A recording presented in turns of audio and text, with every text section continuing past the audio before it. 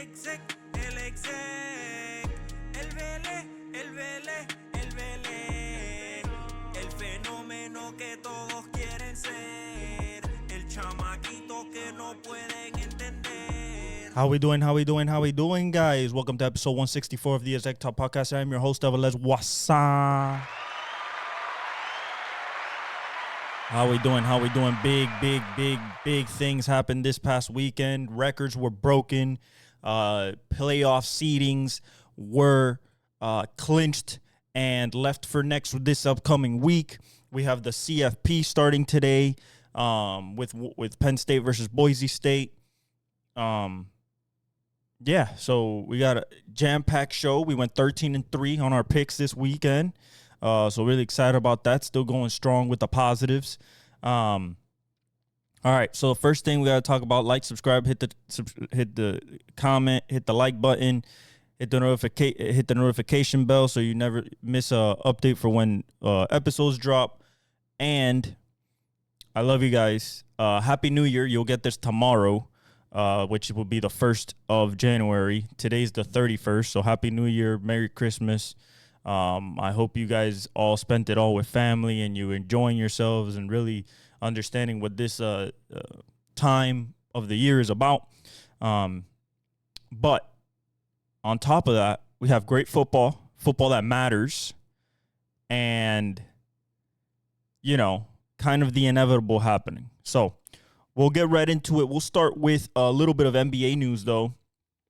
D'Lo got traded back to the Nets for the Lakers to get Dorian Finney-Smith and Shake Milton. Dorian Finney-Smith is a better player than Vanderbilt offensively. He could shoot threes. He's a 3-and-D player, 6'9", 6'10", legit size. So hopefully Dorian Finney-Smith can, you know, assist in that defensive front court and also allow for a dimension of three-point shooting from that 4 spot to allow also AD, LeBron, Austin Reeves, even Dalton Connect to be able to open up the floor a little bit more, not as congested in the middle with a guy like Vanderbilt, which couldn't shoot or can't shoot. So I think Dorian Finney-Smith will take that role. So we'll see what happens from there. Other than that, that's about it. Other than that, that's about it. Now we get to what we came here for. So first of all, let's go through the CFP. Today we're gonna predict all 4 games. Today's Penn State, Boise State. Okay, in what is called, I believe, the Fiesta Bowl. It's 7:30 tonight at ESPN, and I'll be honest, a 3 seed versus a 6 seed. Penn State has the talent advantage. They have the talent advantage. They have, I believe, the coaching advantage. They have every advantage you can have. The only thing that Boise State has is Ashton Jeanty, which is a generational back. Do I think that Boise State, you know, right now the line is at minus 11.5. Penn State's Drew Adler can't really, he's not that big of a passer. He can pass, but he's not that big of a passer. Got to see how Boise State's going to handle Tyler Warren, the best tight end in the country, and two of the best running backs in the country in Nick Singleton and Kaytron Allen. As for Ashton Jeanty, I mean, the guy has almost 2,500 yards, 29 touchdowns. Again, these are 2 running football teams. Now, the thing is that Penn State does have a big advantage on the D-line because of Abdul Carter. They're going to get after it. I think that Penn State will pull this off. I don't think if it's by 11.5, just because I know Penn State can't really pass the ball. It's gonna be running. Maybe they can, run their way into a 12, 14, 21-point victory. But I think that Boise State is you got to give Boise State a little bit of credit. We'll see how Penn State wants to attack Ashton Jeanty, whether they want to put 8 in the box and just leave one-on-ones on the outside, or blitz, or, really focus on just having somebody on him at all times, whether that's a linebacker just shadowing him, or a safety, or anything like that. So we'll see what happens there. But I think Penn State does have this in the bag. All right. Tomorrow, we have at 1, Texas, Arizona State. Now, this is a 13-point spread for Texas. This is the Peach Bowl. This is where Quinn Ewers could possibly build. I mean, not really, because it's against Arizona State, so it wouldn't count. Scouts probably wouldn't count it like that. But this is like a game or games coming up, because I expect Texas to either get to the championship or, be very good in the semifinals after tomorrow. I believe that this is a game for Quinn Ewers to build his draft stock a little bit more. Right now, it's not even a first rounder. He's not considered one of the elite quarterbacks of this class. I think once we get into combine and real draft implications, I think it's going to be Shador, Cam, and Jalen Milroe.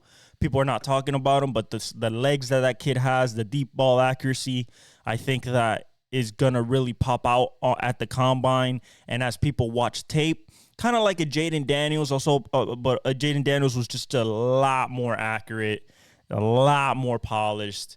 The legs were amazing, just like Jalen Milroe. Jalen Milroe has more of a Jalen Hurts type of body type, but faster. I think he has legit low 4.4, possibly 4.3 speed. I mean, Nick Saban has been saying that he was the fastest guy on the team for such a long time since he's been there. So, I don't know what Ryan Williams have to say about that, but, Ryan Williams is a freshman. Jalen's already a junior, senior. So, but yeah, I think Texas and Quinn Ewers can possibly blow out this team, show that they're one of the best teams left in this tournament. And I don't see a scenario where Arizona State could really win. Quinn Ewers is not even over 3,000 yards yet, but he was hurt for four games. Quinn Wisner needs Quintravion. Oh, man, these names, man. Quintravion Wisner needs just, let's see here, 27 yards to get to 1,000 for the year. They also have Jaden Blue. And then it's just like Penn State and Boise State, except Texas is better passing. But Cam Scadaboo is just like basically Ashton Jeanty. He has 1,500 plus yards, not 2,500, but 19 touchdowns on 263 carries. He's been the offense for Arizona State. And, he has, I think that that's going to be the what decides this game, how much of a blowout it is, or if it's going to be close. I think it's what are the Texas Longhorns going to do with Cam Scadaboo? Is it going to be 8 in the box and just try with Makuba on the outside and everything like that to just limit that passing offense for ASU? Or is it going to be same thing, put a spy on him wherever he's at? The thing is Scadaboo and Ashton Jeanty are just two guys that they're not going down by arm tackles. It's most likely going to take more than one guy to get them. You need 11 to the ball. You need the swarm tackle. You need to force them to stop their momentum. It's not a guy or guys that okay, he's going to get out the gate. Although Ashton Jeanty could get out the gate, break a tackle, but this is about breaking tackles and then getting out the gate. Scadaboo's more about breaking tackles and just making more punishment, going for long runs, but delivering punishment as he goes. Ashton is break tackle, shake you, and I'm out.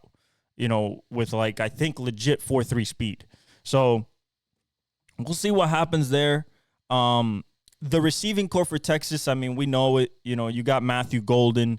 You got DeAndre Moore, the amazing freshman. You have Mingo or Wingo. Wingo, I believe. Or is it Mingo? I'll tell you guys right now. Hold up. Another great receiver that they have. Here we go. Weisner. Boatwright, DuBose, Matthew Golden. You have DeAndre Moore and Ryan Wingo. So those three guys, and then Gunnar Helm, which is probably the second best tight end in the country behind Tyler Warren. So, yeah, I think Texas is going to take care of business. I could see the blowout. I could see the 12.5. I like this Texas defense. But I think Texas got this and moves on to the semifinal. As for probably the biggest game of tomorrow and of the quarterfinals, Ohio State, number 8 Ohio State, number 8 Ohio State versus 8th seed Ohio State. We're not going by rankings no more, sorry. 8th seed Ohio State versus number 1 Oregon, the rematch of the midseason showdown in Autzen. At the Rose Bowl, classic Big Ten versus Pac-12 matchup back in the day. Now it's Big Ten versus Big Ten. This is because of how Ohio State took care of Tennessee, people might be like skewing like, oh my God, this Ohio State team is crazy. And yes, it has probably the best roster in the country. When you look at Quinshawn Judkins, Travion Henderson, Jeremiah Smith, Emeka Egbuka, Cardinal Tate, and on the defensive side, you have guys like, what's this guy's name? I always forget his name. He's so good. They have 2 of them, actually. Position, wide receiver, tight end, O-line. Here we go. They have this man right here. Besides, of course, besides Caleb Downs on the back end, you got Jack Sawyer, you got JT Tuimoloau. So 2 guys that are going to play definitely at the next level. They're both seniors. They're both going to get drafted for sure. And then in the back end, you got Denzel Burke. He's pretty good. Igby Nosen. He's a junior. And then, of course, you got the man, the myth, the legend, Caleb Downs himself. Probably going to be a high draft pick. Not this year, next year. Going to be a high draft pick. So, Ohio State has the better team on paper. But you got Dylan Gabriel, accurate as can be. I mean, the guy is, his completion percentage this year is at 73.2, so super accurate. He does have like legit receivers on the outside. Like, these guys are no picnic on the outside. He has Jordan James as a running back who's pretty good. He has 1,200 yards, 15 touchdowns. But the big thing about this game is going to come down to the big boys up front. Who's going to move who? Okay, these are 2 great recruiters in Ryan Day and Dan Lanning. You got to, I imagine Burke or Boganusum is going to go on Tez Johnson. You got to deal with that speed. But not just Tez Johnson, because they have another guy thinking, what's his name? No, it's not Sanders. Let me see. Right here, I'll tell you guys right now. He's legit, too. Here we go. Trayshawn Holden, he's good. Tez is good. And then you got... What is this man's name? Evan Stewart's pretty good, number 7. Is it Casper? No. Is it Casper? Bidwell, Darian Anderson. Yeah. They got some legit receivers. This is not, you're not gonna pull up and be like, oh, we're gonna cover every receiver. No. And Oregon has beat them. Now, the matchup predictors for 53.7% for Ohio State. So the ESPN and the talking heads out there, this is a 2.5 point spread to Ohio State. This is in the Rose Bowl. And I'm going to be personally intrigued by what happens up front. If the D-line for Ohio State can get push on this Oregon O-line, then it's going to be a long day for Oregon. But vice versa, if the D-line for Oregon gets after this Ohio State O-line who's a little hurt, they got some mixed matched pieces. It's not the original O-line that they want to start. It's gonna come down to, can you run the ball? And then on third down, can you pass to convert? Okay? This is probably going to come down to a field goal. It's probably going to come down to a late-minute drive by either team. I'm going to go with Oregon. I think Oregon's just the best team in the country. I think they've been the best team in the country all year. They're my favorites to win it all. I just believe Dan Lanning has, because they've come into the Big Ten and he came from Bama, he's a Nick Saban disciple. I think that he's focused all his efforts in recruiting. They know that in Oregon, regardless, you're going to get speed. You don't have to recruit speed. It's going to come to you. But the big boys up front on both sides of the ball, especially this year for Oregon, has shown that they can play with the big boys. So, and more than excel and succeed. So I'm going to go with Oregon. I just think that Dan Lanning has done a great job recruiting this offensive line and D-line to create push against these big offensive linemen of the Big Ten, has shown and proven that they have a formidable O-line and D-line, and I'm going to go with Oregon in a close game. But I think it's going to be high scoring because these two offenses are pretty hard to stop. And then finally, you got Notre Dame, Georgia. Georgia's probably going to start a freshman at quarterback. Does that matter? Absolutely not. Why does it not matter? Because this is Georgia. This is Kirby Smart. This is one of the best defenses in the country. You still have, legit people on the O-line. Carson Beck had a UCL surgery, so basically like Tommy John-ish. Basically what Purdy had 2 years ago.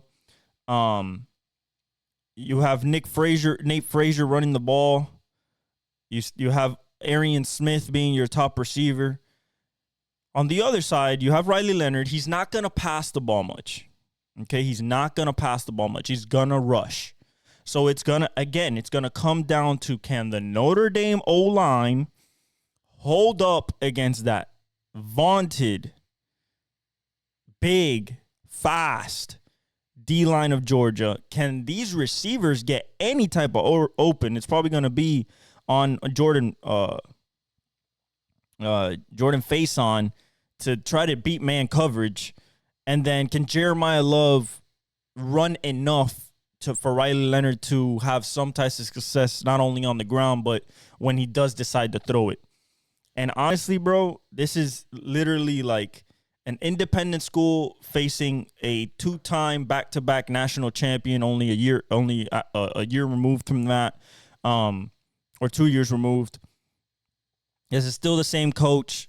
This is still the same recruiter. And I think Georgia, in the Sugar Bowl, it is just, right now it's a minus 1.5 point spread for UGA. The big thing is gonna be the quarterback. Okay, the quarterback that's starting for the Bulldogs is, I'll tell you guys right now.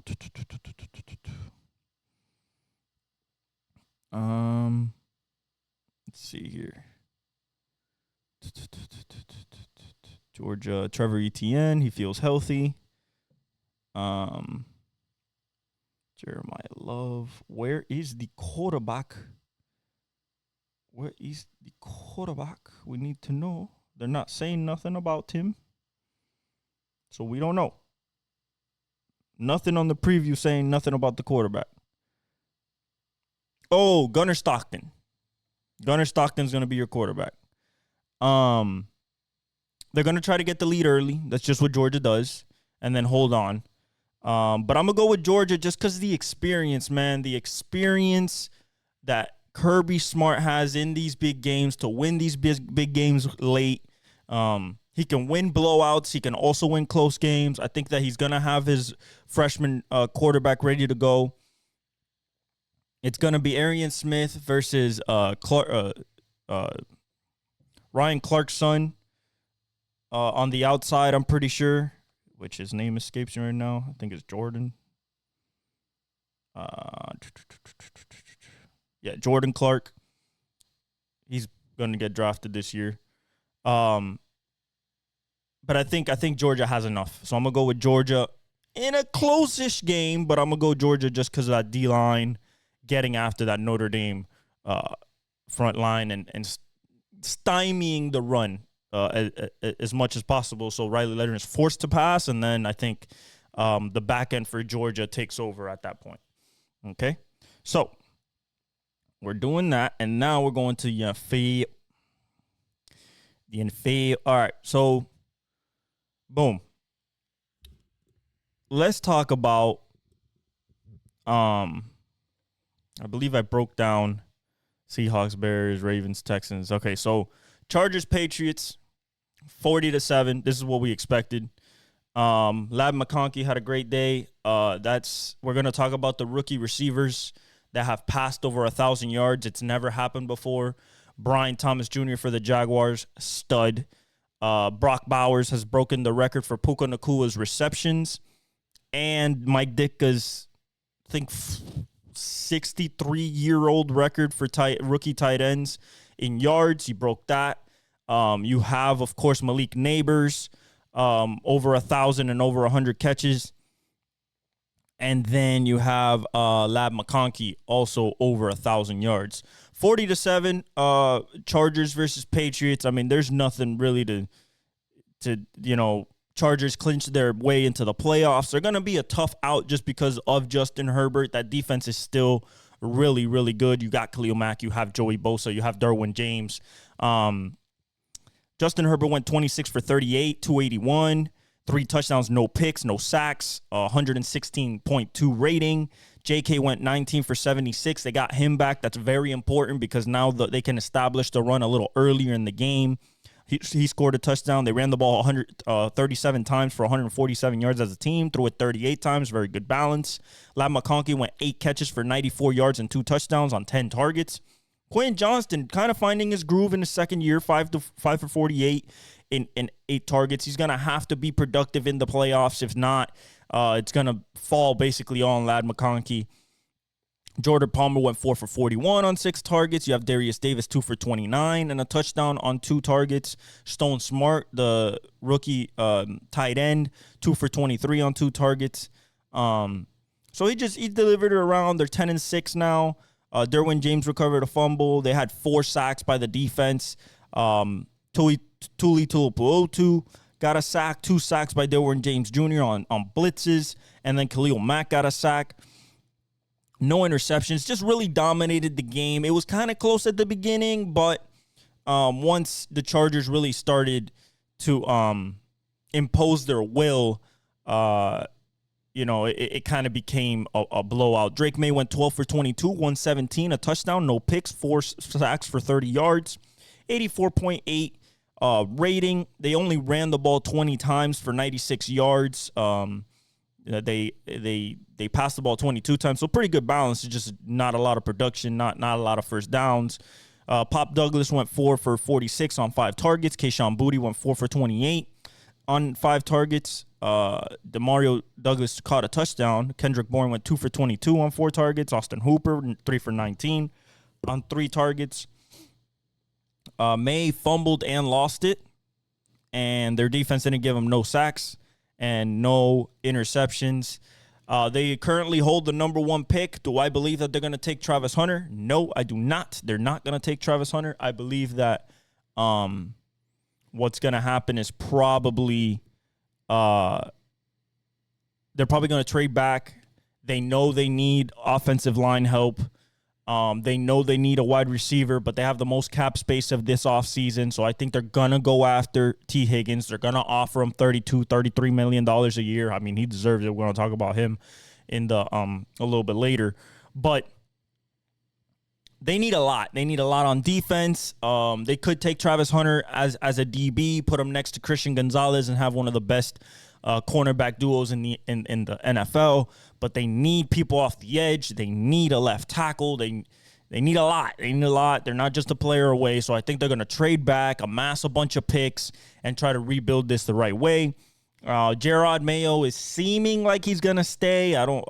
If he were to get fired or let go, I would see Mike Vrabel stepping into those shoes. Kind of a seamless transition, really. Just a Bill Belichick guy, knows how to establish a culture. Really good coach. So that's my candidate. If they were to get rid, part ways with Gerard Mayo, but I don't think it's going to happen just because I think ownership in Kraft knows that Gerard Mayo was very limited this year. He did find his quarterback, which is very important. That's something that you can't go without. So he found his franchise quarterback. He's on a rookie contract, so you're going to be able to amass talent at every position that you need, and they need a lot. So with that number one pick, I think they're trading back, but possibly they might take Travis Hunter. Who knows? All right. Next, we got Broncos-Bengals. Okay. So it's 30-24. Really shouldn't have been this close, but that's the problem with the Bengals defense. They just allow too much. They just have Trey Hendrickson back there, to be honest. But this is the Joe Burrow to T. Higgins game. This is the T. Higgins that everybody knew coming out of Clemson. The number one receiver for Trevor Lawrence back at Clemson. This is the T. Higgins that people are going to pay a premium price to get him away from the Bengals. And if I'm the Bengals, I know I don't have the money. I have to pay probably $40 million a year to Jamar. And I cannot give T $34 million, which is what he deserves. He's a true number one. If he's on any other team, if he's on his own team, let's say he was on, just for the sake of argument, somebody like the Broncos, the Chargers. If he's on anybody like that, this guy's a legit number one receiver, possibly top 5 in the league. That is his type of talent. He's one of the best contested catch guys, one of the strongest hands in the league, right up there with D-Hop and Jamar. Also JJ. Just really, really, really productive, superstar type of talent at every single, category that you want as a receiver. He has the long speed. He hit the 4.4, but he's so big. He's 6'5", jumps out the gym. His catch radius is insane. Body control. I mean, you name it, he has it. The game went 24-31 was Bo Nix, so not bad. 219, 3 touchdowns, 1 pick. 114.9 passer rating. So he played really well, but he was playing against a guy who, if they had a winning record, would possibly be in the top 2 MVP conversation, along with Lamar Jackson and Josh Allen right now. And even then, he's still in it. You got Jaleel McLaughlin. He went 10 for 69. They couldn't run the ball. They ran the ball 27 times for 123 yards. They threw the ball 31 times. A guy that really showed up the last 2 games for the Broncos and probably will be a big part of their playoff push is going to be Marvin Mims Jr. Now, they're not in the playoffs per se right now because they lost to the Bengals. They kept the Bengals, Dolphins, and Colts. The Colts are out. We're going to talk about that. But now they have to beat the Chiefs to get into the playoffs, or have the Bengals lose or Miami lose, and then they back the way into the playoffs. But Week 18 against the Chiefs, not knowing if they're going to play Mahomes for the first half, and even if they play Carson Wentz, they're going to try to go for the jugular and get that 16-1 record and not give the Broncos any chance.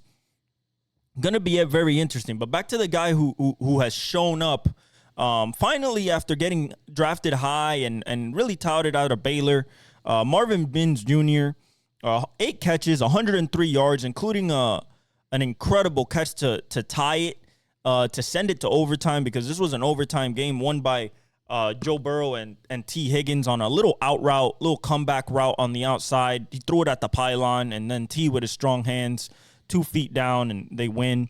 But Bo Nix took him down the field, and I believe it was on a 4th down. I wrote it down here. I believe it was on a 4th down. Let me see.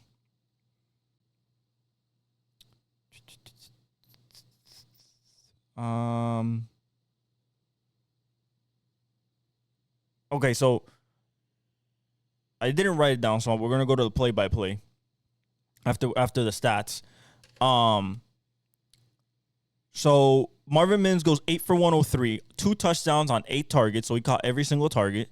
Courtland Sutton went 5 for 55 and a touchdown on 9 targets. Vele went 2 for 27 on 2 targets. Then you had Bo Nix. He fumbled, but he didn't lose it because Luke Wattenberg picked it up. And then Pat Surtain picked up a fumble as well. The guy that really got targeted this game that just came back, was having a great season but came back from injury, was Riley Moss.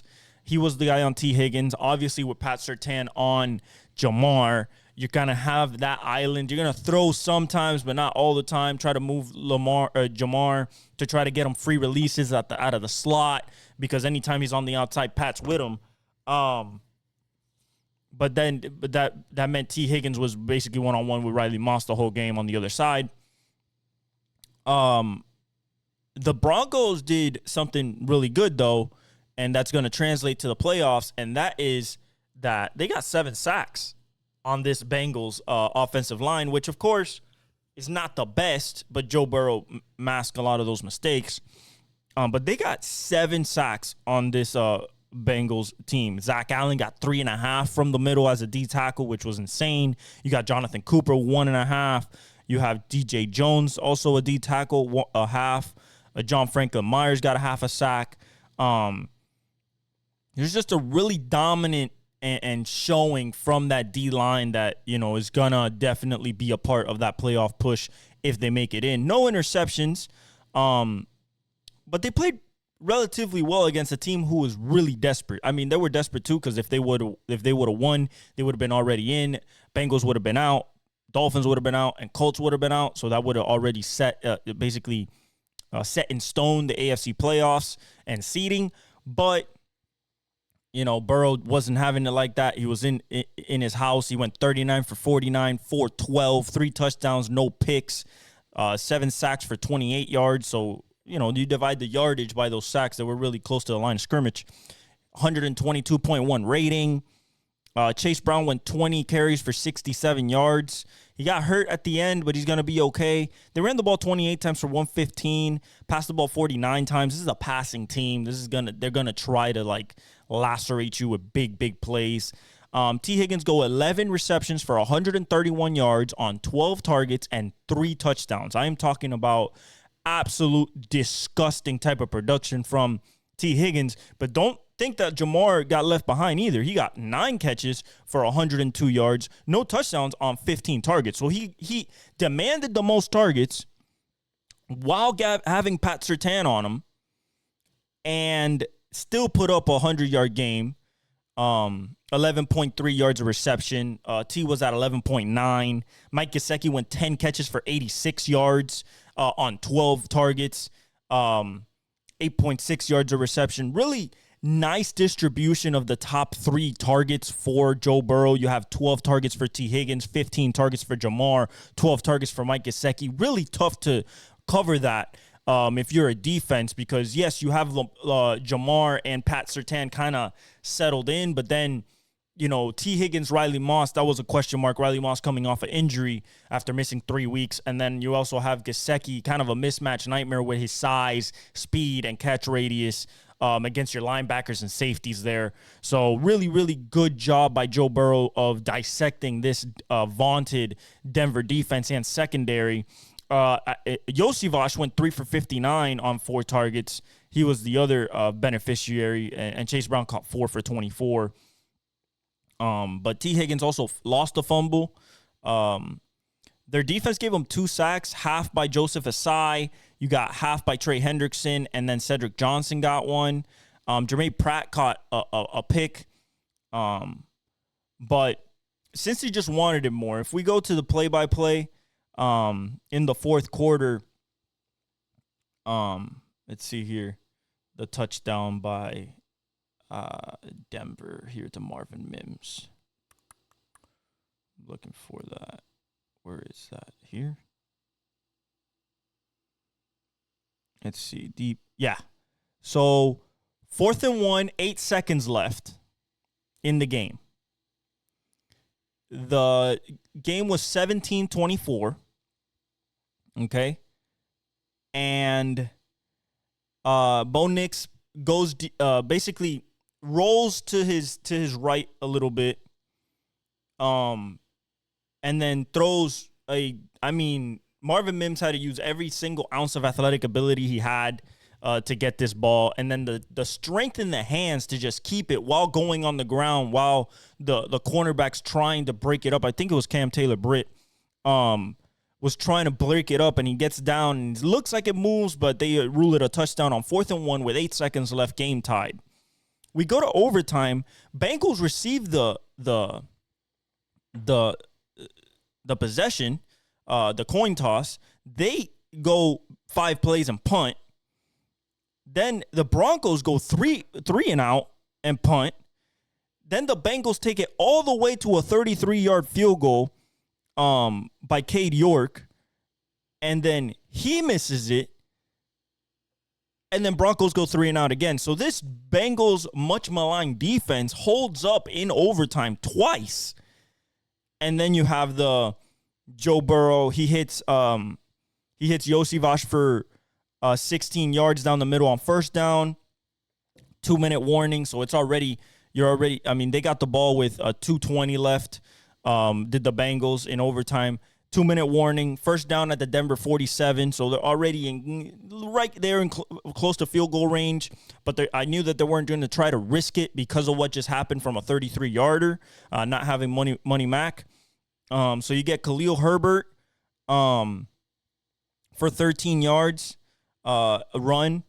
And then you get Joe Burrow incomplete to Jamar Chase. Then you got 2nd and 10. Joe Burrow passed deep. I'm talking about a beautiful inside fade route. Inside go route, but it's a fade because he caught it on the sideline.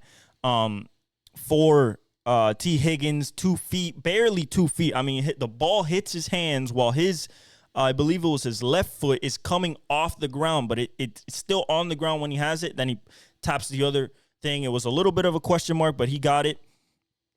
And then that took him down to the 3.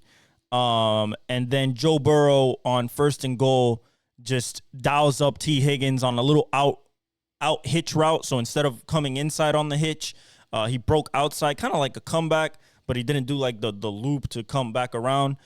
Just a simple, attack the inside leg of the corner and then break out, use that quick breakout move and use his body to like kind of body out the block out or out rebound essentially the corner, and Joe Burrow put it right on the pylon, 2 feet, game over. And Joe Burrow is right in the thick of the MVP conversation, keeps the Bengals alive, keeps the Dolphins alive for a playoff spot. Basically makes Denver have to win against the Chiefs this upcoming week. And I think it's going to be tough to beat, even if they sit, Chris Jones and Pat, and you still have a potent end, that defense still coached by Spags, and you have that offense still getting called by Andy Reid. They're not taking a break. So it's going to be tough for Denver, but shout out to the Bengals, shout out to Joe Burrow and T. Higgins for basically just, if he hadn't earned it already over the last 4 years, he definitely earned that big payday this upcoming offseason, whether it's from the Bengals or it's a Patriots. I would think that somebody like a Carolina would be in that type of sweepstakes. I wouldn't be surprised if maybe a Giants is in that type of sweepstakes if they're able to get a quarterback, possibly, since the Giants, we're going to talk about them winning and getting out of the first pick momentarily. Well, not momentarily. They're down to 1% chance of getting the first pick. They have to be within the top 3 to guarantee themselves a quarterback. But we're going to talk about that because they beat the Colts. And, T. Higgins is a type of guy where if I'm Carolina, I get him for Bryce Young. If I'm the Patriots, I get him for Drake May. If I'm a team like the Jags, I get him to pair him up with Brian Thomas Jr. Texans have their 3. Possibly the Bills. You add him to Khalil Shakir and Keon Coleman and Matt Collins. That would be a good addition there for them. Commanders, put him next to Terry McLaurin, get him with Jaden Daniels. So those type of teams who just need one more weapon. Now, I don't want to say the Cowboys because the Cowboys probably going to take Ashton Jeanty. That's just kind of how I'm feeling right now. Jerry Jones is that type of guy to take a high running back. Did it with Ezekiel. Ashton Jeanty's a guy that I don't think that Jerry would pass up, especially with his backfield how it is, even though he probably believes a little bit in Rico Dowdle. But those are just a few of the teams where I would definitely go after T. Higgins. The Cardinals as well, put him with Marvin Harrison Jr. The Rams to try to maybe trade Cooper Kupp and bring in T. Higgins. The Titans, yeah, but they're not, maybe like a Raiders if they really want to go that way. The Saints. Honestly, the Dolphins a little bit as well. The Packers, if you want like a big time receiver. But yeah, like those are the teams that I really think could use a guy like that in this upcoming offseason, even the Steelers, but I don't want him to go over there, to be honest. Like, I don't want T. Higgins as a Steeler. I'd rather see him as a Bengal. But yeah, like shout out to Joe Burrow, keeping the dream alive. He leads the league in passing yards. He leads the league in passing touchdowns. The guy is absolutely insane. He's definitely a top 4 quarterback in this league, along with Mahomes, with the Lamars, with the Allens, and the Herberts. Like, he's just that good. We go to Cardinals, Rams 13-9. Not much to talk about this game. Just defensive, not a lot of big play offense. Kyler goes 33 for 48, 21, a touchdown and 2 picks, 4 sacks, 38 yards, 76.8 rating. They ran the ball 22 for 113 yards. McCarthy went 30 for 70. James Conner got hurt with a knee, but they're out of playoffs, so it doesn't really matter. He might be done for the season. Kyler threw it for 48 times. They ran the ball 22 times, so you just know he's not good. Trey McBride, really going to be a top 5 tight end for he's come on with Brock Bowers and Sam Laporta. And we'll see what happens with Michael Penix. But 12 receptions for 123 yards and a touchdown on 16 targets. Marvin Harrison Jr. goes 6 for 96 on 10 targets. Another good showing for the rookie. Just not maybe next year he'll definitely start to develop into that real number 1. He's just getting come into the league with the type of package that Brian Thomas Jr. came with, a Malik Neighbor, even less talent at the quarterback position, just being able to dominate as rookies. But that season, 822 yards, nothing to sneeze at, 57 receptions, 7 touchdowns, an average of 4.4 yards a reception. So the guy is legit. It's just he didn't find it this year, really, I think next year he'll really dominate, especially if they add another receiver like Higgins on the other side for him to be even more open. Now with Trey McBride showing that he could be a legit option. They got no fumbles, so that's pretty good. Their defense got no sacks, and their defense got no interceptions. They need to really upgrade this defense in the offseason, whether that's through the draft. Maybe try and intercept 9s. They're not going to be as high to get an Abu Carter, but there's other. They need a D end. They need somebody to pass. That is the desperate need right now. They cannot get pressure. Vankey, Van Ginky's right. Am I tripping? I might be tripping. Hold up, guys. Let me double check this real quick.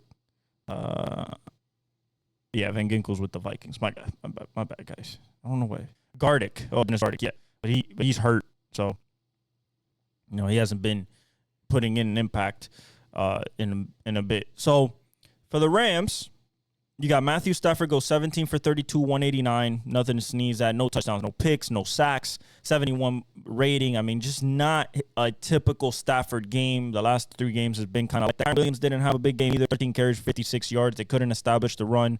They got a touchdown out of him, which basically was the winning touchdown. They ran the ball 22 times as a team for 68 yards, 3.1 yards a carry, not good at all. Passed it 32 times, only 5.1 yards an attempt. Puka still had a day, 10 for 129 on 14 targets. He's basically the offense. Cooper Kupp got 1 reception for 29 yards on 3 targets. I think Cooper is starting to get long in the tooth. I think that his best day behind him, the injuries really caught up to him. Williams 3 for 16 for 3 targets. Tyler Higbee 2 for 9 on 3 targets. Yeah, it was the Puka Nacua show, and it was just enough. They got 4 sacks by the defense, 1 by Byron Young. Braden Fisk got 2, and Kobe Turner got 1. They got Cameron Kitchens with a pick, a kid from UM, and then Akilo Witherspoon got a pick as well. They just muscled the Cardinals, I guess you would say, not necessarily at the line of scrimmage, but just, Puka being uncoverable and this defense creating turnovers and getting pressure on the quarterback. I think the Rams are a team that you don't want to see just because of Sean McVay and Stafford, but at the same time, it's not a team that you fear, because Cooper Kupp is just not at that level. Although in the playoffs, he could really turn it on if he really wants to. He could have that Travis Kelce type of push the button, and I'm all here all the time. Like, let's go. I wouldn't be surprised if Cooper can do that. But it's going to be a Puka Nacua-dependent offense, a Kyron Williams-dependent running game in the upcoming playoffs for the Rams. We have Jets-Bills 40-14, absolute massacre. Josh Allen trying to stamp his way to the MVP. Close at the beginning of the first half until they got to the second quarter, and the Bills really started to pull away. Aaron Rodgers goes 12 for 18, 112, 2 interceptions, no touchdowns, 4 sacks for 26 yards, a 44 rating, one of the worst games of his career. Then Tyrod Taylor came in 11 for 14, 83 yards, and 2 touchdowns in garbage time with 131 passer rating, possibly trying to play himself to being the starter next year or being a backup somewhere else. Breece Hall goes 10 for 45, not a lot. They ran the ball 21 times for 112 yards as a team. Passed the ball a total of 32 times. Garrett Wilson goes 7 for 66 on 8 targets. Touchdown. Tyler Huntley goes 8 for 57 and touchdown on 8 targets. Devontae Adams 5 for 47 on 8 targets. So every single one of the options receiving wise, Tyler Conklin, Garrett Wilson, and Devontae Adams all got 8 targets, and we're around the same 6, 57, 47. Garrett Wilson only missed 1 target. Conklin caught all 8 of his, and Devontae caught 5 of his 8. But no extracurricular extra catch yak monster type of days for any of those 3 guys. Garrett Wilson fumbled. Tyrod Taylor recovered it. Tyrod Taylor recovered his own fumble. Garrett Wilson lost his. Their defense gave them 0 sacks. So a defense that was vaunted once, it's just maligned this year, just really kind of giving up. No picks. And then you go to the Bills, and the Bills go Josh Allen, 16 for 27, 182. So nothing crazy, but 2 touchdowns, no picks, no sacks, 104.2 rating. They ran the ball 34 times for 97 yards for 2.9 yards a carry. So not their best running game day. James Cook goes 15 for 53 and a touchdown. Josh Allen goes 5 for 17 and a touchdown, that being a tush push essentially. Their defense gives them their offense. Their receiver was a rookie, Turtle Shavers. He caught a big bomb, 1 for 69 yards and a touchdown. Amari goes 3 for 56 and a beautiful 30-yard reception. Jumps over, catches it, lands on his back, knocks the wind out of him. A great catch by Amari Cooper that we're expecting in the playoffs, where he's going to have to shine for this team. Matt Collins goes 2 for 33 on 2 targets. I mean, you're talking about Terrell Shavers got 1 target. Amari got 3. Matt Collins got 2. And Keon Coleman got 1. One of the crazy plays of Josh Allen, just rolls to his right, tells him to keep going left, waits on the DN to get closer to him, then lets it go, and Keon Coleman catches it over everybody. That was his 3rd touchdown of the day for Josh Allen. No, his 2nd touchdown of the day after the Amari Cooper pass. And Khalil Shakir was 3 for 25 on 6 targets. Keon Coleman led the team in targets with 7. Dalton Kincaid 2 for 24 on 2 targets. That's the guy that they're going to have to get involved in the playoffs. Dalton Kincaid, they really haven't used him. Neither also as Dalton Knox the same way. He went 1 for 4 on 3 targets. So I think those 2 tight ends are going to be a big part of their playoff push. Milano recovered a fumble. They got 4 sacks, one by A.J. Epinesa. They got one by Ed Oliver, half a sack by Greg Rousseau, and half a sack by Daquan Jones. Two picks, one by Christian Benford and one by Jordan Phillips. A big man interception on tip ball. They just dominated 40-14. Nothing to say here. The Jets are in a complete tire hell fire. What are they going to do with Aaron Rodgers? What are they going to do at the head coaching position? Just a lot of questions. The GM, a lot of questions for the Jets in their offseason. And then the Bills just lock up that 2 seed in the AFC and are ready for try to make a push to get that Lombardi. Next is the Poop Bowl. Titans 13, Jaguars 20. This game was literally about Brian Thomas Jr. Nobody else. This was a Brian Thomas Jr. game. This is him cementing himself as one of the best young receivers in the league. If the league wasn't already put on notice. Mason Rudolph goes 19 for 31, a touchdown and a pick, 3 sacks for 15 yards, 76.4 rating. Tajay Spears was the lead bell cow today with no Tony Pollard. Goes 20 carries for 95 yards. They ran the ball 30 yards for 159 yards. Passed the ball 31 times, so a pretty good balance there. Their leading receiver was Calvin Ridley, 5 for 84. We'll see what happens in the offseason with him, even though they paid him. Are they going to bring somebody else in to help him? Because he had a pretty good season. I mean, he didn't go. He's a 941 right now. He's going to get to 1,000 probably in this next week. But just not that big pop that you expect from a Calvin Ridley type of player. It really hasn't been the same since that gambling scandal after his all-pro season at Atlanta. Chicago goes 5 for 42 on 7 targets. Nick Westbrook-Akine goes 3 for 37 on 6 targets. My boy goes 2 for 14 on 4 targets. Mason Rudolph fumbled. Tajay Spears fumbled. Calvin Ridley recovered one, and J.C. Latham recovered one. They got 2 sacks by the defense. Jerome Baker got a sack, and then James Lynch got a sack. No picks. And then we go to the Jaguars. They only scored 20 points, but Mac Jones goes 15 for 22, so pretty efficient. 174, 2 touchdowns, no picks, 2 sacks for 1 yard, 122.2 rating, so pretty good. Travis Etienne ran the ball 15 for 49. Tank Bigsby goes 11 for 33. They ran the ball 33 times for 122 yards, passed the ball 22 times, so much more running heavy. Brian Thomas Jr., 7 catches, 91 yards, a touchdown on 10 targets. Nobody else got more than 3 targets. Parker Washington got 3 for 31, and he caught a touchdown. But Brian Thomas Jr., guys, I mean, what can you say? 80 catches, 1,079 yards, 10 touchdowns as a rookie, really with nobody around him to help.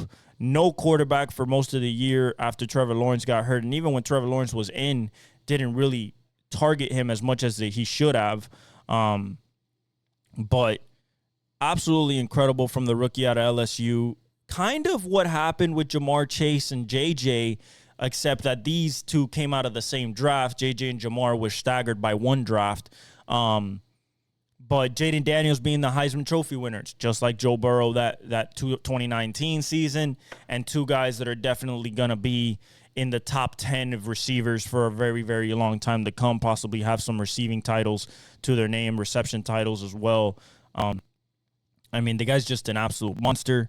Travis Etienne caught 1 for 26 on 2 targets. Just nobody else even coming close to any production. Their defense gave them 3 sacks, 1 by Josh Hines-Allen, 1 by Travion Walker, and 1 by Mason Smith. Devin Lloyd caught a pick. And they just, 4-12. What they need. Probably need another receiver, need another D-end, need another good corner, possibly a linebacker, more help on the offensive line. They need a lot of things. Now, do they need quarterback? I'm not sure. They just paid Trevor Lawrence $55 million. Doug Peterson's probably out. Who are they going to get? Do they go after a Mike Vrabel? Do they go after a Ben Johnson? Going to be really interesting who they go after in this offseason for their coach. If they, in Black Monday, definitely Doug Peterson gets fired after the last game of the season. For the Titans, they need help everywhere. They need help. They got Skoronski on the D-line. They also have J.C. Latham. So I think their offensive line is pretty set up, even though they could probably add a center or maybe another guard or something like that. They need somebody else on the outside in the offense. They might need a running back. They're 3-13, and they need a quarterback. I don't think that Will Levis is the answer. They currently hold the 3rd pick.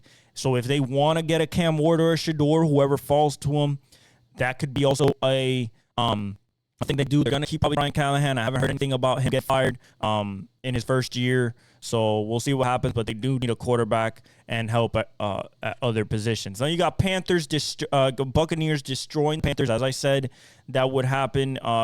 Buccaneers trying to set up that division title. You have 48-14 is the score. It was close at the beginning, and then Bucky Irving, Mike Evans, and Jalen McMillan, along with Baker Mayfield, just take over. You have Bryce Young go 15 for 28, 2 touchdowns, both to Adam Thielen, or one to Adam Thielen, and then Jalen Coker, 107.7 rating. He took 5 sacks for 38 yards, so Tampa got after him. Raheem Blackshear, with no Chuba Hubbard, goes 8 for 20 on the ground. They ran the ball 13 times for 39 yards, just abysmal. Just showing that run defense of Tampa Bay. They threw the ball 20 times for 203. Then you have Adam Thielen goes another good day for the veteran receiver, being the leading receiver for the team. 5 catches, 110 yards, 2 touchdowns. So he didn't throw Jalen Coker, 2 to Thielen. One long one, which was a 40-yarder, and then a corner, the end zone on the right side where he just jumped and tapped. Thielen 5 for 110 on 6 targets. 2 touchdowns. Jalen Coker 2 for 35 on 2 targets. Xavier Legette 5 for 28 on 9 targets. I think he should turn into the number 1 in this upcoming season, unless they get a guy like T. Higgins and let Xavier Legette just learn more and more in his second season next year. Bryce Young fumbled twice. He recovered 1, and then Raheem Blackshear recovered his other. The defense gave him 2 sacks, 1 by Jaden Cremetti and 1 by Jadeveon Clowney. No picks. As for Tampa, Baker Mayfield goes 27 for 32, so really efficient. 359, 5 touchdowns, no picks, only 2 sacks for 10 yards, 153.0 rating, almost perfect. Bucky Irving goes 20 for 113. I think they found their star running back, their starting running back for the years to come. They ran the ball 40 times for 202 yards. This rushing offense and this offensive line is just getting after it on the ground. Is what they're going to need in the playoffs for sure. They ran the ball 40 times for 202 yards and passed it 32 times for 359 yards. So over, 500 yards of offense, almost 600. Bucky Irving just is the leading breaking tackle back in the league. Has breakaway speed, can catch the ball at the backfield. Just he could do everything. You got Sean Tucker, who's a big bruiser as well. Rashad White, who can catch the ball at the backfield as well. So a really good balance in the running game for them. Then you got Mike Evans go 8 catches for 97 yards. He needs less than 100 to get to 1,000. I think he will get it in week 18. He has 11 touchdowns, so another plus 10 touchdown season for him for the first ballot Hall of Famer in the future whenever he hangs it up. 8 catches for 97 yards, 2 touchdowns, 9 targets, just extremely consistent. Bucky went 4 for 77 through the air on 4 targets as well. Jalen McMillan showing up now that he's starting to get comfortable in the offense. 5 for 51, 2 touchdowns on 5 targets. He's going to be a big part of the playoff push as well. Peyton Durham, 2 for 36 on 3 targets and a touchdown as well. No fumbles for Tampa Bay. Really clean game. 5 sacks for the defense. 1 by Logan Hall. Yaya Diaby got 1. You got Anthony Nelson getting 1. Kalijah Cansey in the middle getting 1. And Chris Braswell getting 1 as well. No picks, but they really didn't need any. 48-14. Absolute massacre. Setting up Tampa Bay for possibly the division win. And a team that you probably don't want to see in the playoffs, especially with that running game. If you have a weak D-line or a weak run game, and then a guy that you don't want to see with the moxie, the want to of Baker Mayfield, with a guy like Mike Evans who's done it before at the biggest stage, and just a young team that's hungry with Todd Bowles, a good defensive coach that has his defense humming right now. You got Raiders beating the Saints. Another guy we got to talk about, Brock Bowers. This was the Brock Bowers game. This game in 16 games, so you can't say anything about 18 games. He breaks the all-time receptions record for a rookie that Puka Nacua set last year, and then he breaks the long time, I think 1963 record, I think is when Ditka had it, or 1973, something like that, some like crazy record. Let's see, broke two. Let's see here. 1961, Mike Ditka. So think about, of course, the legendary tight end and coach. Mike Ditka went for 1,067 yards. In 1961, that record stood till today, until Brock Bowers got 7 catches for 77 yards. He broke the receptions record at 108. And then he got 1,144 for the season, breaking Ditka's record. Just absolutely incredible from a guy that I told you was going to be the steal in the draft when they picked him. Did it with Aiden O'Connell, did it with Gardner Minshew, did it with Desmond Ridder. Did not matter who was under center, just completely quarterback proof. The guy gets open, gets yards, gets touchdowns. Just a real superstar. Next, Travis Kelce, as they've been touting him since he was at Georgia, winning 2 national championships with Ladd Maconkey, who we're going to talk about a little bit later. Aiden O'Connell goes 20 for 35, 242, 2 touchdowns, really playing himself into a backup role in the NFL. 97.6 passer rating, 1 sack for 10 yards. Amir Abdullah goes 20 carries for 115, the former Nebraska product, in his 8th year. They ran the ball 38 times for 156, threw the ball 35 times, so pretty good balance. Brock Bowers goes 7 for 77 on 7 targets. Jacoby Myers go 5 for 61 and a touchdown on 9 targets. Amir Abdullah catches 3 for 32 on 4 targets. Their defense gave him 4 sacks. Robert Spillane gave him 1 on a blitz. Adam Butler gave half a sack. Kayvon Chason gave him a sack. Tyree Wilson gave him half a sack. And Thomas Harper gave him half a sack. Thomas Harper got a pick. So did Jack Jones. And then, as for the Saints go Spencer Rattler, 26 for 36, 218, 1 touchdown, 2 picks, 3 sacks for 27 yards, 59.7 rating. Spencer Rattler was also the leading rusher, 3 for 46. They ran the ball 13 times for 81 yards. They passed the ball 36 times, so not a lot of balance there. No Alvin Kamara, of course. It was mostly Clyde Edwards-Helaire, 5 for 20 on the ground. Jawan Johnson was the leading receiver, 6 for 66 on 10 targets. Foster Moreau, the other tight end, goes 3 for 47 and a touchdown. No production really from the receiving core as they're hurt. Dante Pettis goes 3 for 27 on 4 targets. Kevin Austin Jr., the rookie, goes 1 for 23 on 2 targets. Just not a lot for anybody. Jawan Johnson fumbled, but he recovered it. Spencer Rattler fumbled, and Fuaga recovered it, the rookie. Their defense gave him 1 sack from Cameron Jordan, the future Hall of Famer. No picks. 5-11 for the Saints. They need if you want to keep Derek Carr, they don't need a quarterback. They need another receiver to pair with Chris Olave. I know that Rashid Shaheed has been showing his ass off, but I think they need another legit guy. They need a guy to go behind. I like Kendry Miller, but a guy to complement AK. They need another pass rusher to go with Cameron Jordan along with Chase Young. Now that they lost Marshawn Lattimore, they need a legit number 1 corner. This will be a Will Johnson type of team out of Michigan if they want that number 1 corner to put there for the years to come. I think Will Johnson will be a good pickup for them. Maybe somebody on the offensive line. Brian Bresee had a pretty good year.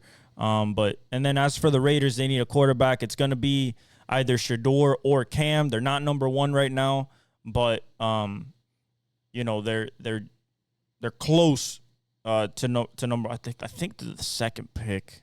If not, let me see. I'll tell you guys right now. Projected draft order. The projected draft order as of right now is New England, Cleveland Titans. New York is 4th. Jacksonville, Carolina, Jets, Raiders are 8. So they're not getting quarterback, unfortunately, unless they want to trade up into the top 3, because Cleveland Browns probably going to take a quarterback and do the Titans as well. So you're looking at New England probably trading down to maybe a Giants trying to come up, or somebody like the Jets trying to come up, or even the Raiders, or maybe the Browns or Titans trying to come up for that number 1 pick, even though they're going to land the quarterback anyway, so I don't think they'll move. So I think New England trades down unless they take Travis Hunter. Then you have Cleveland Browns probably taking Shador or Cam, and then Tennessee Titans either taking Cam or Shador, depending who's there. And then the Giants being stuck. You're talking about the Raiders and Jets being stuck. So we'll see what happens there. But the Raiders do need a quarterback. They have Brock Bowers. They need another outside receiver. So we'll see if they stay at where they're at number 8, take the kid from Arizona, probably the number 1 receiver prospect besides Travis Hunter. So we'll see what happens there. Then we have the Cowboys getting annihilated by the Eagles. Saquon Barkley becomes the 9th player all time to get over the 2,000-yard mark. He's only 101 yards away to break Eric Dickerson's 1984 record. Next week, I think that they'll go in the first half, possibly the first play if they get the ball, or whenever they get the ball, try to set up one of those counter power plays with Lane Johnson pulling or something like that, try to get him out the gate, maybe get him an 80-yard touchdown at the beginning, or a big run to set him up to try to break it in the first half. If he doesn't break it, I think that he doesn't play the second half. We'll see if he even plays at all. There was no Jalen Hurts this game. It did not matter because even the third-string quarterback for the Philadelphia Eagles threw 2 touchdowns. Cooper Rush goes 15 for 28, 147, a touchdown, 2 picks, 50.7 rating, 1 sack for 7 yards. Rico Dowdle goes 23 carries for 104. So that's the bright spot, 30 carries for 127 as a team, 28 passes, 30 carries, pretty good balance for Mike McCarthy. Brandon Cooks goes 4 for 52 on the air with 8 targets. Jalen Tolbert goes 3 for 30 and a touchdown on 4 targets. Jake Ferguson 3 for 18 on 5 targets. Rico Dowdle lost a fumble, so did Jake Ferguson. Their defense gave them no sacks, so that offensive line just really kept Pickett and McKee clean. No interceptions by Dallas. And then Philly, I mean, they could have really put it on, but, you know, they decided to let off the gas, took Saquon out after he got over 2,000. Kenny Pickett goes 10 for 15 before getting hurt with broken ribs, 143, a touchdown, no picks, 119.6 rating, working himself either to a starting or backup role in the future. Tanner McKee, 3 for 4, 54 yards and 2 touchdowns when he came in, 156.2 rating, possibly paying himself into a backup role. Saquon, 31 carries. I knew that they were going to give him the ball. They had no Jalen Hurts, so it was going to be on Saquon. 31 carries, 167 yards, 5.4 yards a carry. Didn't get a touchdown, but they ran the ball 42 times for 179, 4.3 yards a carry. Passed the ball a total of 19 times the whole game as a team. Devontae Smith, within those 19 times, 6 catches, 120, two touchdowns, just legit number 1 production. A.J. Brown, 3 catches, 1 was a touchdown for 36 yards on 5 targets. And then, you know, Jordan Davis recovered a fumble. Cooper DeJean recovered a fumble. They're only 1 sack. Jeremiah Trotter Jr. got a half a sack on a blitz. And then Thomas Booker, the 4th, got half a sack. CJ caught 2 picks, and 1 took at 94 yards for a touchdown. Other than that, just a domination. Shout out to Saquon Barkley for 2,000 yards in 16 games. They can't say anything about that. In his first season as an Eagle, the guy that they took number 2 overall has a chance to break Eric Dickerson's record against the team that traded him away in this offseason. The guy is an absolute one-of-a-kind talent. I think he's a future Hall of Famer at the position. Everybody who's 2,000-yard rusher is, that being OJ, Eric Dickerson, Terrell Davis, Adrian Peterson, Derrick Henry. CJ 2K might be the one that might not make it to the to the Hall of Fame, and I think Herschel Walker did it as well. If not, it was Walter Payton. Don't misquote me on that. But, 2,000 yards is one thing, but going after that Eric Dickerson record and then trying to go for a Super Bowl, it will be incredible. He's going to be a big part of this playoff push. They're going to lean on him, especially with Jalen Hurts. It's going to be, who do you want to take? Do you want to take your chances with A.J. Brown or Devontae Smith on the outside, or do you want to plug the box to try to stop Saquon? This is a legit one cut, one miss, one good block from a really good offensive line, probably the second best offensive line in the league, if not the first. Them and the Lions are kind of battling for that. Yeah, you got a problem when you're facing the Eagles. I think they're my favorite out of the NFC because of the Detroit Lions' mass of injuries on the defensive side of the ball. But this offense is prolific, so is this defense. With Quinyon Mitchell, Cooper DeJean, you have Jordan Davis, Jalen Carter, Nolan Smith Jr. You still have Brandon Graham. He's hurt, but he's still on the sideline coaching these kids up. Bryce Huff, Nakobe Dean, Bond. I mean, this team is stacked. Probably the best stacked team in the NFL, talent-wise, on both sides of the ball. Then you have the Giants playing themselves out of Shedeur Sanders or Cam Ward, beating the Colts 45-33, really putting it on. Malik Neighbors having another rookie career day. Drew Lock does well. Joe Flacco goes 26 for 38 for 333 touchdowns, 2 picks, 2 sacks for 10 yards, 90.9 rating. Jonathan Taylor goes 32 for 125, 2 touchdowns, along with 26. They were the ball 33 times for 126, passed the ball 38 times. Alec Pierce goes 6 catches for 122 and a touchdown on 9 targets. Michael Pittman goes 9 for 109 and a touchdown on 10 targets. So really good production from the receiving core. Josh Downs 3 for 22 on 4 targets. But it just wasn't enough because the defense could not stop this Giants offense. Joe Flacco lost the fumble. Their defense got no sacks, no interceptions. And then the Giants Drew Lock goes 17 for 23, really efficient, 309.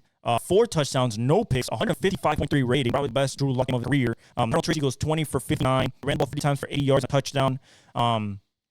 Passed the ball 23 times, and then Malik goes 7 for 170 with 2 touchdowns, along 15 where he breaks a tackle. Jamar Chase basically just takes off and no one can catch him on 8 targets. Just showing off that he is basically the number 1 receiver that was taken in this year's draft. This guy is just like a Jamar Chase, that type of big ability. Number 1, leak on diamond crusted Cuban.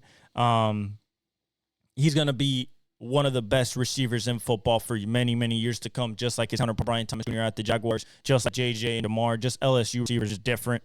You have Wandale for 5 for 71, a touchdown as well. On 6 targets, Wandale is another guy that's going to be a great compliment to Malik Neighbors for many years to come. Darius Slayton goes 1 for 3 and a touchdown on 3 targets. Tyrone Tracy fumbled, but then Jermaine Elomanur recovered it. Elijah Garcia recovered a fumble as well. Their defense gave him 2 sacks, one by Raheem Nunez-Roches, another one by Kayvon Thibodeaux. Drew Phillips got a pick, and Dane Belton got a pick. Just really played their ass off, first home win. But what they did, they played themselves out of that number 1 pick. Of course, Brian Daboll doesn't know if he's going to get fired, so he was going to go for the win anyway. They got the Colts from playoff contention. The Colts have a lot of questions coming into this offseason. Having JT, having DeForest Buckner, having Kenny Moore, you cannot make the playoffs because you have a guy at quarterback, unfortunately, that is who can't ask for 20 completions a game. What are you going to do at quarterback position? I think Shane keeps his job. I think Ballard keeps his job just because Irsay likes continuity, although he likes big moves. We'll see what happens. They have everything you need. I just don't know if they have the quarterback. And then after New York, you need a quarterback. Are they going to go after Sam Darnold, pay him $50 million a year, put him with Brian Daboll, and see what happens there with Malik Neighbors and Wan'Dale Robinson next year and run it back? We'll see what happens. They try to go trade up to get a Shedeur or a Cam from 4 to 2, 4 to 3. We'll see what happens there. I believe that the Browns and the Titans are both going to be in league for quarterbacks, so they would have to jump them too to go to the Patriots and be like, hey, I number 1 pick to take a quarterback. We'll see what happens there. Shout out the Giants and Malik Neighbors. Just, another one of those rookies. Just really showing their future superstars in this league. His body control, catch radius, jump ability, and the yak is insane.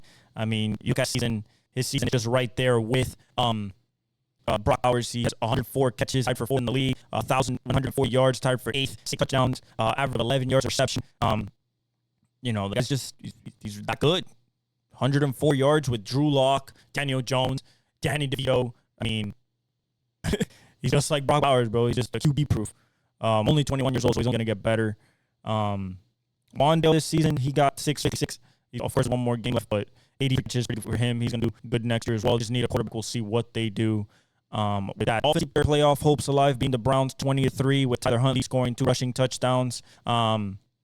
22 for 26, 225 touchdown, no picks, 4 sacks for 9 yards, 115.5 rating. Ran the ball for 27 times for 74 yards for 2.7 yards a carry, and a touchdown that being by Hunt. Devon Achane 10 for 25. Couldn't get anything going on the run against that on line. Terry Hill goes 9 for 105. Is he close to 1,000? 939. I believe he gets it. 79 receptions, 6 touchdowns. He needs just 61 yards to get to 1,000, which, you know, will keep him in line for that, Hall of Fame trajectory. I hope that he keeps going. He has 11,000. No, wait. His career is. He has 11,078 yards right now. 796 receptions. So he's only 4 receptions from 800. I think he has 82 touchdowns. So he has a Hall of Fame resume. Just got to get him to 1,000 again to keep his, it would be his 6th. No. Yeah, he would be his 6th 1,000-yard season in a row, his 8th of his career in 11 years in the league, 10th in the league. He has 1, 2, 3, 4, 5, 6, would be his 7th 1,000-yard season. He has 5 first-team All-Pros. He's a Hall of Famer, first ballot Super Bowl champion, but it would be nice to get him to 1,000 again this year to set him up for next year.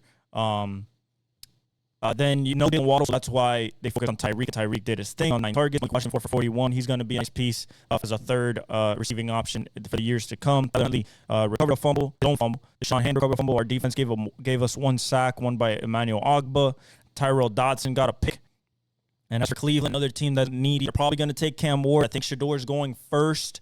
Actually, no, they have the second pick right now, so they will take Shador probably most likely. We'll see what Dion thinks of that. Kevin Stefanski is a good coach. They need another receiver along with Jerry Jeudy and Elijah Moore. I think that they take a receiver in the second round, maybe trade up into the first round to try to take another receiver. Maybe a guy like Ted Johnson, or I'm looking.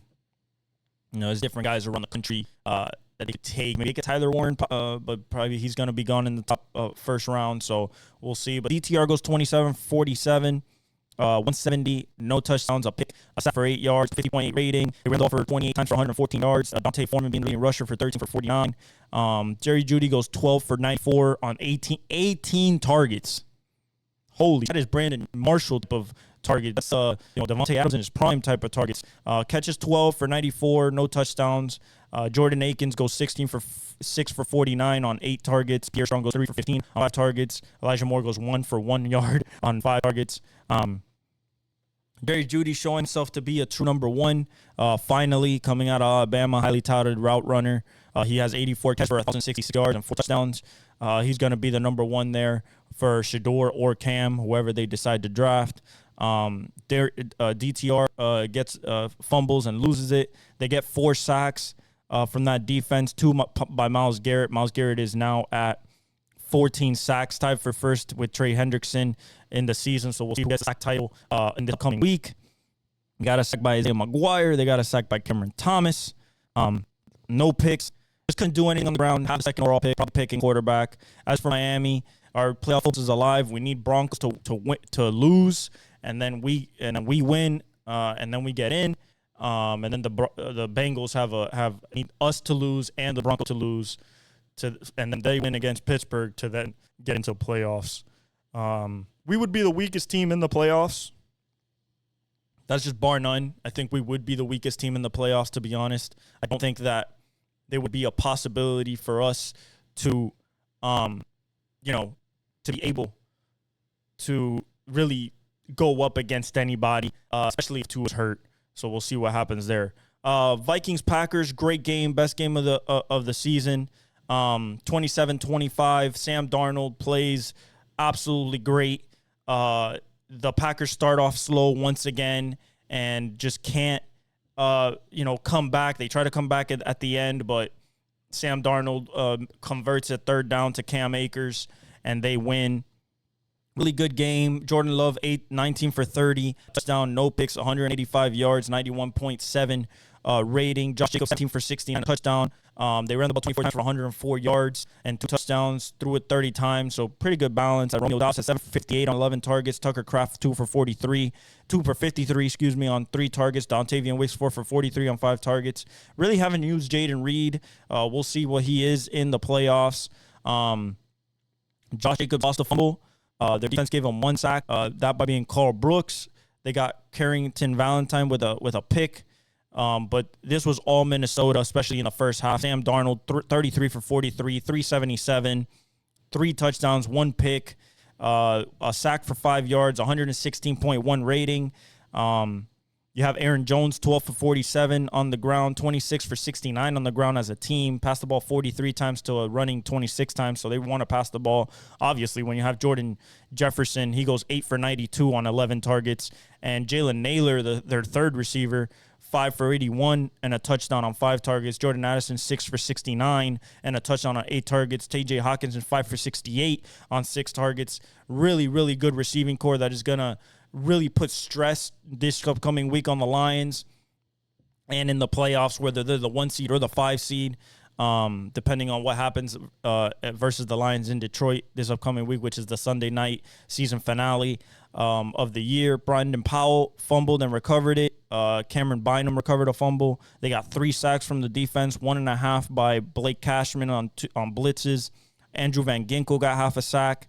And then they got Dallas Turner, the rookie out of Alabama, with a sack. No picks. Just really dominated in the first half. Green Bay tried to come back. Sam Darnold said no way. Threw a screen pass to Cam Akers. Threw a beautiful, nice left side seam. Fade ball to Jordan Addison, where he dove and caught a touchdown. Just really, really, and then Jalen Naylor on the other side to the left. Just really, really, productive and efficient from Sam Darnold. His teammates mobbed him in the locker room, spraying water and really celebrating him. They're going to keep him. I think they're going to keep JJ on. He's young, coming off an ACL. They're going to keep him on the bench, kind of like a Jordan Love. And then I think that they would be stupid to let a 27-year-old former third pick walk out the door with the amount of chemistry that he has with the team. JJ, Jordan Addison, Jalen Naylor. Probably need a running back upcoming in this draft. There's pretty good ones coming out of the draft. So maybe in the second round they get like a Cam Scatterbo or somebody like Saunders out of South Carolina. You're looking at a guy like the kid from Tennessee, Dylan Sampson. So there's a lot of things to Jaden Blue. So there's a lot of guys you can pick at the running back position. They really need one. I think Aaron Jones is good, but they need somebody on the offensive line as well for Christian Darrisaw when he comes back. But Minnesota sets it up this upcoming week, Sunday night, last game of the season, biggest stage. Winner gets the 1 seed. Loser is the 5th seed, have to go on the road. Winner gets the bye, wins the division. All the marbles on the line. And then you got Commanders, Falcons, another Jaden Daniels OT winner.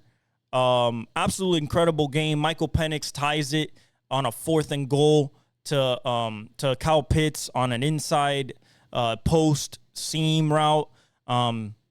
Just beautiful after converting a 4th and 11 to Drake London.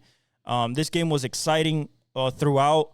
It was really dominated by Washington at the beginning, but Bijan scores 2 touchdowns, and then Michael Penix starts really getting comfortable. Penix goes 19 for 35, 223, a pick and a touchdown, 2 sacks for 12 yards, 71.5 rating. But I didn't look at that. The kid has everything that you saw at Washington. Poise, cannon, will fit it into tight windows, has that it gene.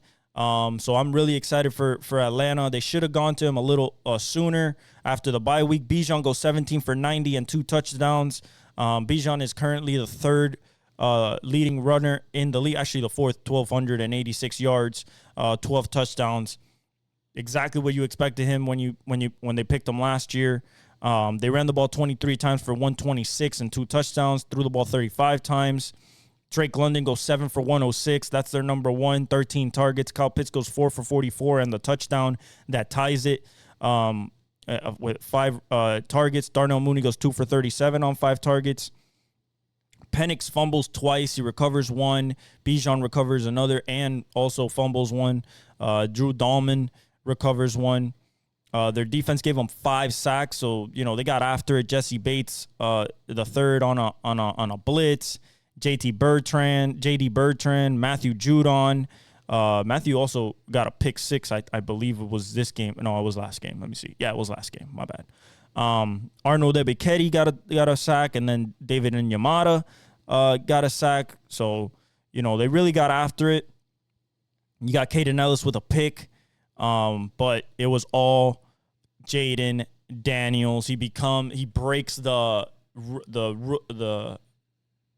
rookie record of RG3 rushing. Goes over 1,000 yards for the season rushing as a rookie. Just cinches up the rookie of the year and really gives momentum to Washington going into the playoffs. They clinched the playoff berth with this win, 24-36, 227, 3 touchdowns, 1 pick, 5 sacks for 31 yards, 100.1 rating. Jaden Daniels also runs 16 carries for 127 to basically seal the win on really big 3rd downs and 4th downs. They ran the ball 36 times for 216 as a team and a touchdown. Brian Robinson goes 13 for 60. They threw the ball 36 times, so 36-36, perfect balance by Cliff Kingsbury.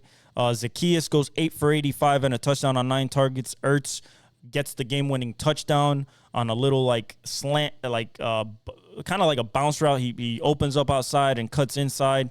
And then Jaden Daniels puts it right on the money.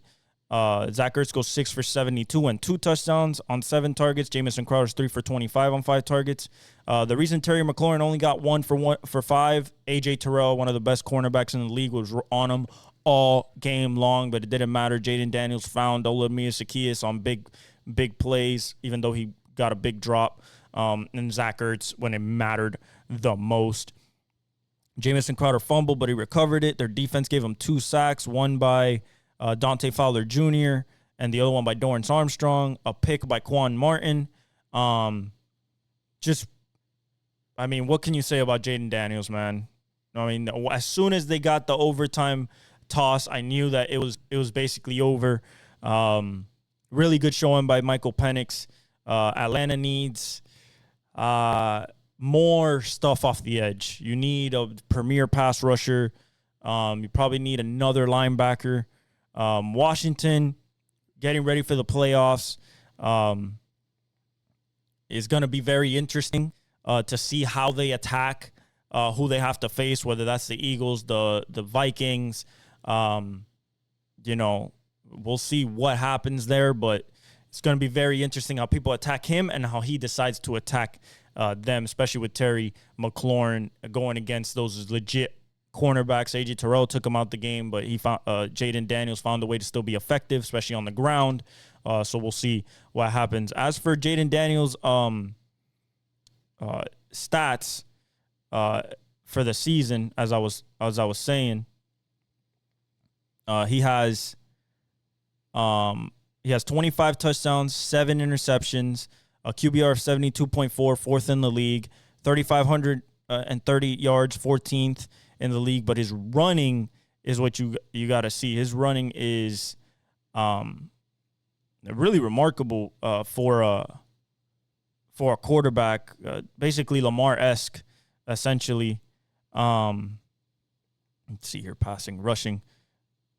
Oh, my phone just died. Of course. Let me go over here to ESPN.com over here.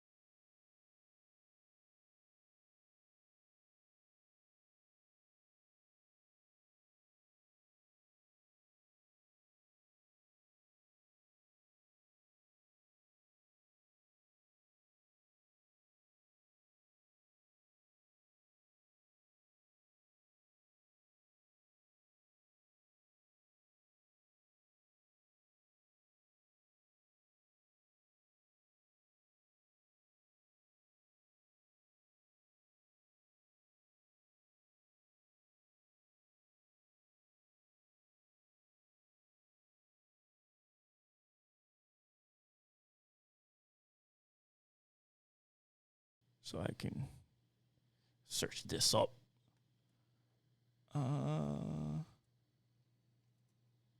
So, yeah, shout out to the Washington Commanders going to the playoffs for the first time, I believe, since the RG3 season was 2015. Just a complete turnaround by the ownership. Everything impressive in his first year to do what he's done. The chemistry with Terry McLaurin. They need a second receiver.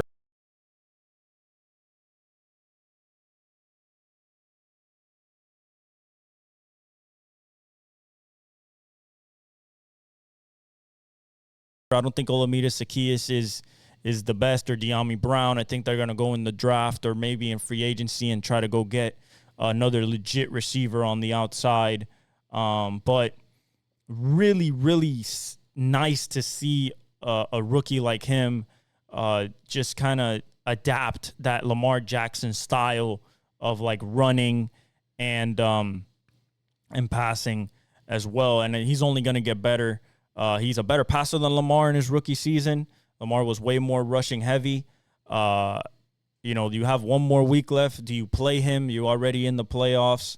We'll see. But, as for Jaden Daniels, the stats, I'm here opening ESPN right now for you guys. Let me see if I can put this in half screen.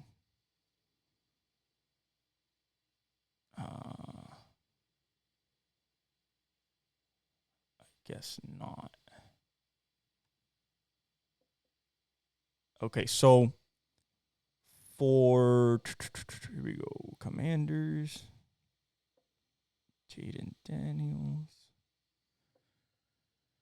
I think that the future is very bright for Michael Penix as well. I like what I have seen the last 2 weeks from him. Everything that I saw at Washington is there. The arm talent, the accuracy, the it factor. Absolutely love it. What he's doing. Let's see, rushing here. Where is that?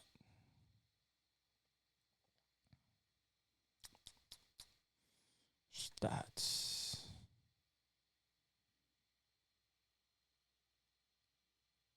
It's loading. Here we go. So he has 144 carries for 864 yards. I don't think he'll get to 1,000, but it's a great season for him. Unless this is without this past week's, it might be. It might be without this past week's performance. I don't know if ESPN has added it yet. They should have, but I'm not sure. It says 16 games played, so no, it has not added. So he's close to 1,000, if not over it.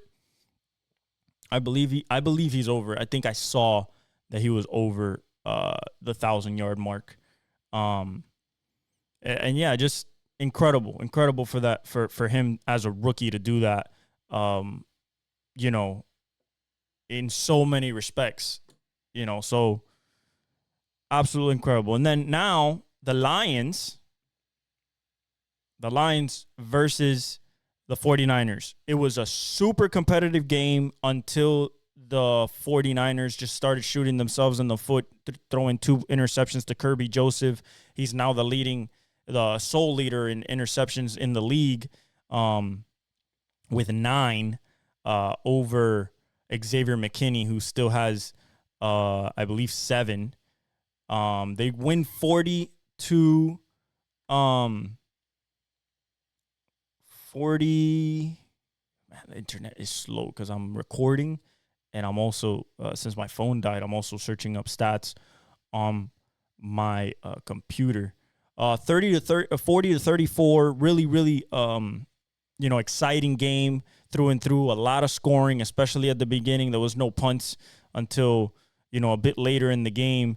Jared Goff goes 26 for 34, 303, 3 touchdowns, a rating of 132.4. Really good for them.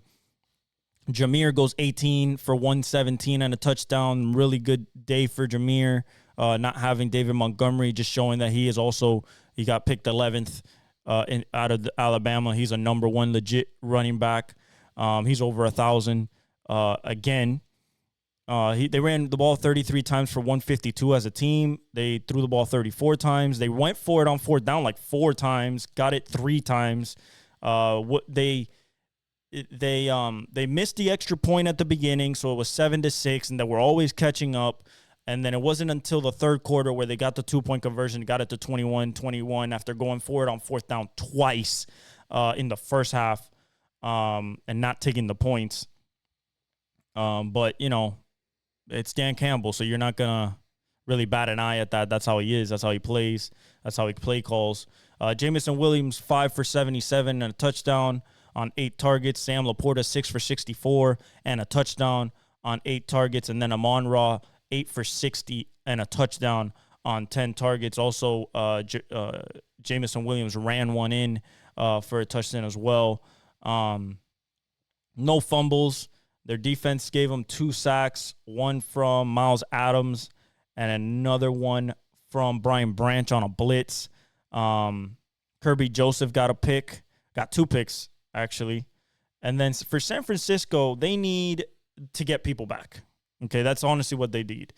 Brock Purdy goes 27 for 38, 377, a career high. 3 touchdowns, but the 2 picks, costly one, especially late in the second half. 2 sacks for 12 yards, 116 rating. Josh Dobbs also went 3 for 4 in garbage time. Isaac Guerendo, 9 for 34, but was running really good at the beginning of the game. They ran the ball 18 times for 75 yards as a team, but they had to pass the ball as it was like a high-scoring game. So they threw the ball 35 times. 40 in total, but 35 from Purdy. Ricky Pearsall, really, really breakout game after getting shot in the offseason and, working his way back, now showing that elite first-round talent that we saw at UF. 8 catches, 141 yards. He was uncoverable and a touchdown, really showing the disability, what's kind of a question mark for Detroit, just allowing 34 points to a team who's not playing for anything. But a team that's good nonetheless, even though they're hurt. George Kittle goes 8 for 112 on 8 targets. So they really went off. Kittle and Ricky Pearsall. Jawan goes 7 for 67 on 10 targets. Isaac Guerendo goes 4 for 65 through the air on 4 targets. They got fumbles from Debo. That was covered by Tatum Bethune. And then Jawan Jennings fumbled as well.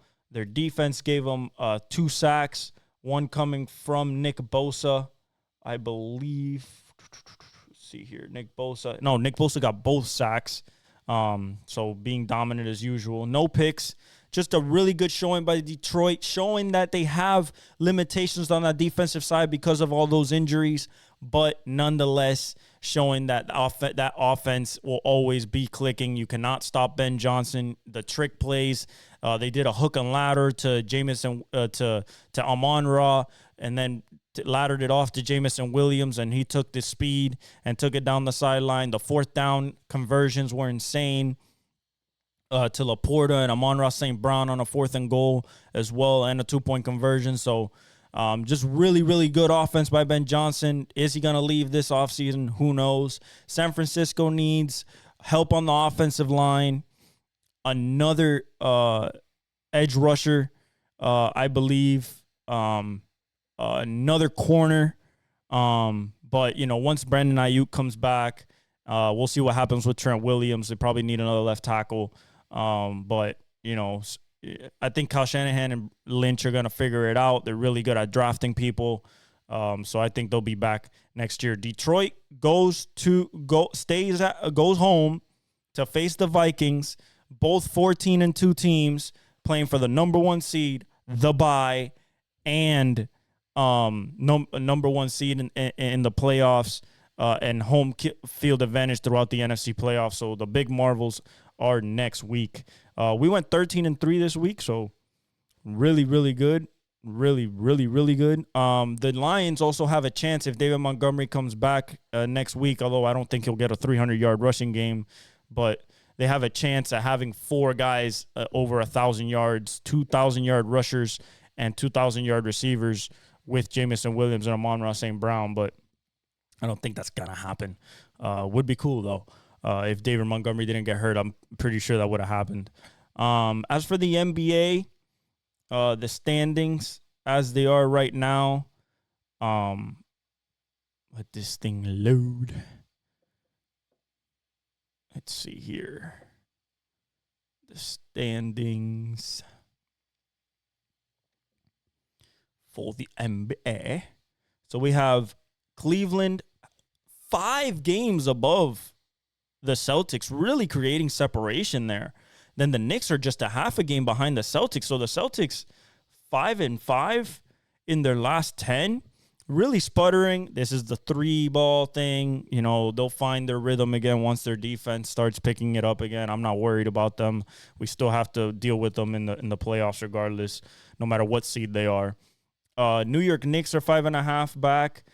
They're winning a lot. They've won 8 in a row, 9-1 in their last 8. Cats playing well. Jalen Brunson just scored like 55, I think. So they're all playing really well. Mikal Bridges is showing off his skill as well. Orlando Magic with no Paolo, no Franz, no Mo, just Jalen Suggs. 9. They're just 9 back of the number 1 spot. So there's the separation between 3 and 4 there. Atlanta jumped into the 5th seed, 10.5 back. Milwaukee is in the 6th seed at 11 back. Miami is in the 7th seed at 11 back. 12.5 is Indiana Pacers in the 8th seed. Chicago in the 13.5 back in the 9th. And Detroit 14 back. Then you have 76ers 14 back. So right there for the play-in. Brooklyn Nets 16 back, and then Charlotte already 21 back, Toronto 21 back, and Washington 22 back. Their seasons are over. Essentially another highlight hooper season for LaMelo Ball, unfortunately. As for the West, 5 game separation between number 1 and number 2, Memphis and Thunder. Thunder are number 1, 5 games above the Memphis Grizzlies. Then you have Houston Rockets half a game behind Memphis in the 3rd. And then Dallas Mavericks are 7 games back in the 4th seed. Clippers, surprisingly, 7.5 games back in the 5th seed. Denver, 8 games back in the 6th seed. Los Angeles Lakers, 8 games back. Minnesota Timberwolves, 9 games back in the 8th seed. San Antonio Spurs, 10.5 games back. And the Golden State Warriors last right now in the play-in at 10.5 games back. 3 of 7 in their last 10. Just really struggling right now. Need the trade to happen, whether it's Jimmy Butler or anybody else that they're going to bring in. We'll see. Phoenix is kind of disappointing right now. 11 games back in the 11th seed. Sacramento, 13 games back in the 12th seed. And Portland, 15.5. Utah, 19. And then New Orleans in hell at 22 behind. You know, we're really starting to get a clearer picture of who the real big dogs are. Of course, you're going to have Boston. Cleveland is really showing that they are definitely somebody to mess with this year.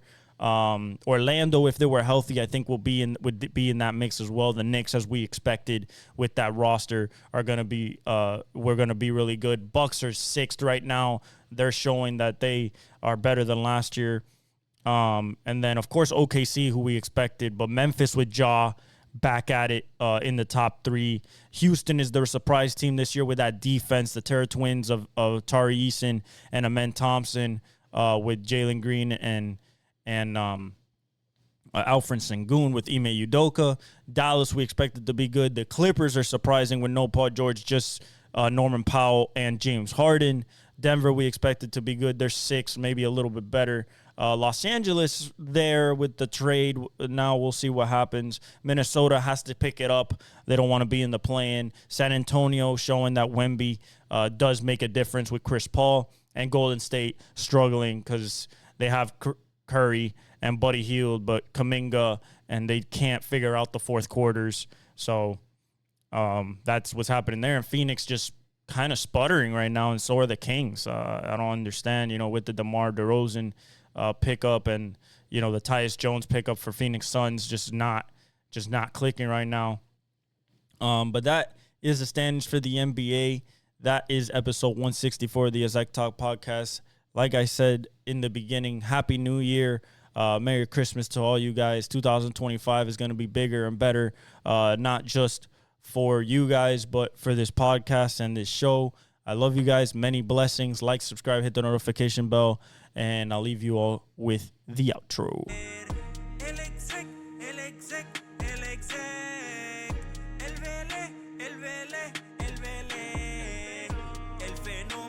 Que todos quieren ser, el chamaquito que no pueden entender.